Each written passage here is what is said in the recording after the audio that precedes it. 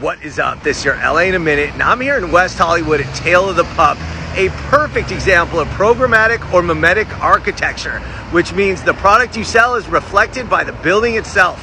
So when famous ballroom dancing duo Veloz and Yolanda wanted to open a hot dog stand in 1946, they contacted architect Milton Black to build a building that looked, well, like a hot dog.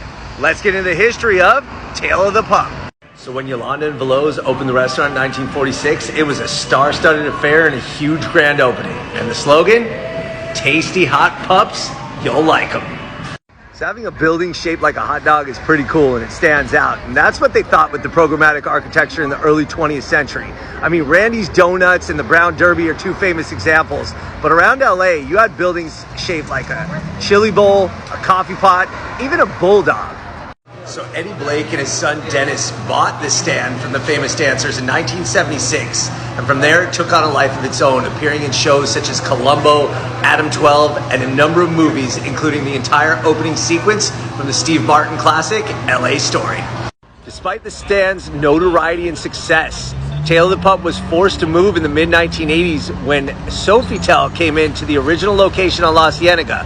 Fortunately, it only moved a few blocks away to San Vicente, and that move was fortuitous as celebrities such as Barbra Streisand, Robert Redford, and Sigourney Weaver, as well as the Go-Go's and other notables, favored Tale of the Pup, and it became famous once again.